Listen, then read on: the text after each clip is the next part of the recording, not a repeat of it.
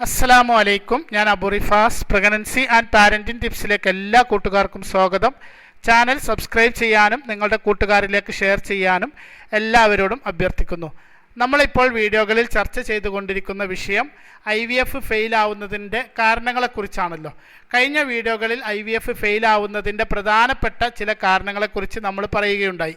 അധിക പേരും ശ്രദ്ധിക്കാത്ത കാരണങ്ങളും IVF ഫെയിലാവുന്നതിൻ്റെ പിന്നിലുണ്ട്. അതിൽ ചിലതിനെക്കുറിച്ചാണ് ഈ വീഡിയോയിൽ നമ്മൾ ചർച്ച ചെയ്യുന്നത്. നമ്മൾ സാധാരണ അണ്ടം ക്വാളിറ്റിയെക്കുറിച്ച് ചർച്ച ചെയ്യും. IVF ഫെയിലായാൽ അണ്ടം ക്വാളിറ്റി കുറവായത് കൊണ്ടാണെന്ന് സംശയിക്കും. കഴിഞ്ഞ ഒരു വീഡിയോയിൽ നമ്മൾ അണ്ടം ക്വാളിറ്റി കുറഞ്ഞാൽ ഉണ്ടാകുന്ന ലക്ഷണങ്ങളെക്കുറിച്ച് നമ്മൾ പറഞ്ഞിട്ടുണ്ട്. അതുപോലെ തന്നെ പുരുഷ ബീജത്തിൻ്റെയും ക്വാളിറ്റി കുറവുണ്ട്. സാധാരണ നമ്മൾ സെമൻ അനാലിസിസ് ചെയ്യുമ്പോൾ അതിൽ ബീജ കൗണ്ട്, ബീജത്തിൻ്റെ ചലനശേഷി, ബീജങ്ങളുടെ മോർഫോളജി ഇതൊക്കെ നോക്കുന്നു. IVF ചെയ്യുന്ന വേളയിൽ പുരുഷ ബീജങ്ങൾ ലാബിൽ വെച്ച് നല്ലതും ക്വാളിറ്റി ഉള്ളതും നോക്കിയാണ് തിരഞ്ഞെടുക്കുന്നത്. അതുകൊണ്ട് തന്നെ പലപ്പോഴും ബീജങ്ങൾക്ക് കുഴപ്പമൊന്നുമില്ല എന്ന് നമ്മൾ ചിന്തിക്കുന്നു. IVFന് വേണ്ടിയുള്ള ബീജ ടെസ്റ്റുകൾ ഒരു സ്റ്റാൻഡേർഡ് ടെസ്റ്റ് മാത്രമാണ്. എന്നാൽ അതിനും അപ്പുറം IVF ഫെയിലായി പോകുന്ന പ്രശ്നങ്ങൾ ബീജങ്ങൾക്കുണ്ടാവാറുണ്ട്. അത്തരത്തിലുള്ള ഒരു പ്രശ്നമാണ് ബീജങ്ങളുടെ DNA ഫ്രാഗ്മെൻറ്റേഷൻ. ഒരു തവണ IVF ചെയ്ത് ഫെയിലായ ഒരു ടീം ഞങ്ങളടുത്ത് വന്നിരുന്നു. അതിൽ സ്ത്രീയുടെ ഭാഗം കാര്യമായി ഒരു പ്രശ്നവുമില്ലായിരുന്നു. ഭർത്താവിനും കൗണ്ടും മോട്ടിലിറ്റിയും എല്ലാം ഉണ്ടായിരുന്നു. എന്നിട്ടും നോർമലായും ഗർഭധാരണം നടക്കുന്നില്ല. IVF ചെയ്തിട്ടും ഗർഭിണിയാവുന്നില്ല. അവരെ അടുത്ത് ഞാൻ ബീജങ്ങളുടെ DNA ഫ്രാഗ്മെൻറ്റേഷൻ പ്രശ്നത്തെക്കുറിച്ച് പറയുകയും അതിൻ്റെ ഒരു സാധ്യത അവരിലുണ്ട് എന്നും പറഞ്ഞു. അവർ പിന്നെയും ഏറെക്കുറെ ഒരു വർഷം കഴിഞ്ഞ് വീണ്ടും IVF ചെയ്തു. അതും ഫെയിലായി.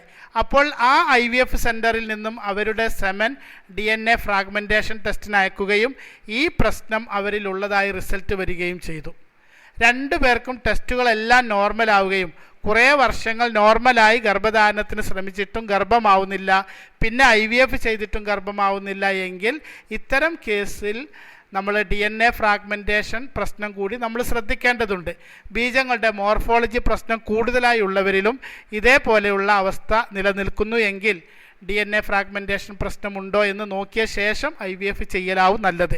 DNA ഫ്രാഗ്മെൻറ്റേഷൻ ഉണ്ടെങ്കിൽ ചില ഘട്ടങ്ങളിൽ ബീജസങ്കലനം നടക്കും. അപ്പോൾ ഡേറ്റ് തെറ്റുകയും ഗർഭമുണ്ടെന്ന് കരുതുകയും ചെയ്യും. പക്ഷേ 4-5 ദിവസങ്ങൾക്കകം ഭ്രൂണ വളർച്ച നിന്നു പോവുകയും പീരിയഡ് ആവുന്ന അവസ്ഥ ഉണ്ടാവുകയും ചെയ്യും.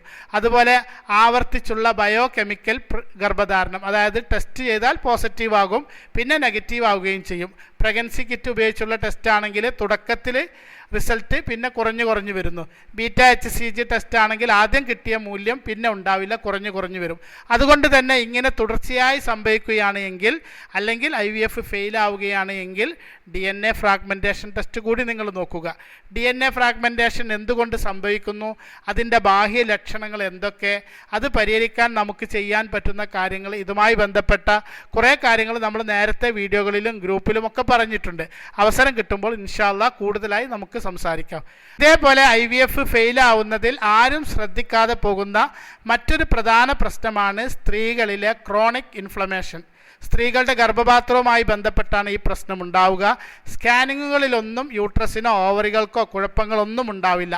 എന്നാൽ നോർമലായും IVF ചെയ്താലും ഗർഭം പിടിക്കില്ല. ഇവിടെ IVF പ്രൊസീജിയർ ആണെങ്കിൽ നല്ല നിലവാരമുള്ള ഫസ്റ്റ് ഗ്രേഡ് ലെവലിൽ ഫെർട്ടിലൈസ്ഡ് എഗ് ആയിരിക്കും ട്രാൻസ്ഫർ ചെയ്യുക. പക്ഷേ റിസൾട്ട് നെഗറ്റീവ് ആയിരിക്കും. ഇംപ്ലാന്റേഷൻ തന്നെ നടക്കാത്തത് കൊണ്ട് IVF പോസിറ്റീവ് പോലും ആവില്ല. IVF ഫെയിലായി വന്ന ഒരുപാട് സ്ത്രീകളിൽ ഈ ക്രോണിക് ഇൻഫ്ലമേഷൻ പ്രശ്നം കണ്ടെത്താൻ എനിക്ക് കഴിഞ്ഞിട്ടുണ്ട്.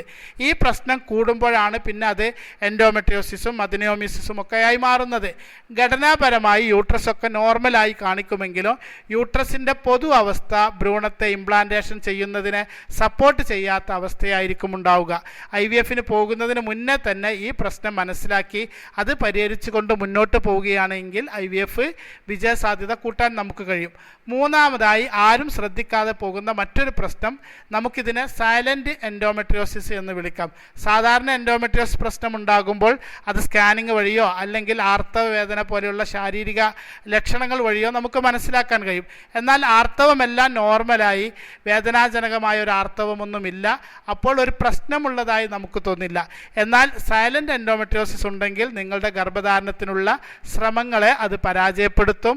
സാധാരണയുള്ള എൻഡോമെട്രിയോസിസിൻ്റെ ഒരു ഫസ്റ്റ് സ്റ്റേജിനെ കുറിച്ച് നിങ്ങൾ ഒന്ന് ചിന്തിച്ച് നോക്കൂ.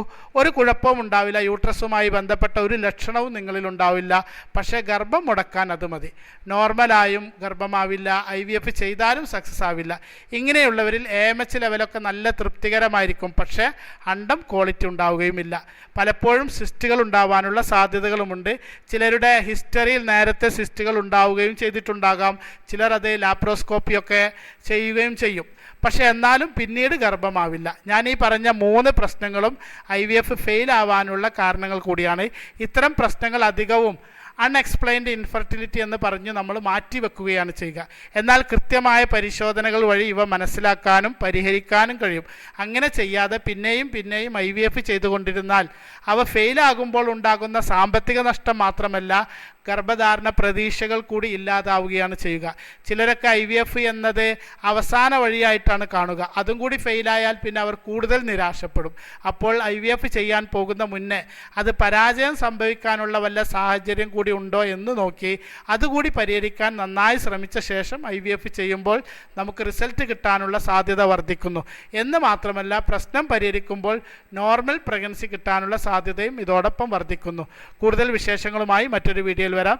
എല്ലാവർക്കും നല്ലൊരു ദിവസം നേർന്നുകൊണ്ട് നിർത്തുന്നു. അസ്സലാമു അലൈക്കും വറഹ്മത്തുള്ളാഹി വബറകാതുഹു.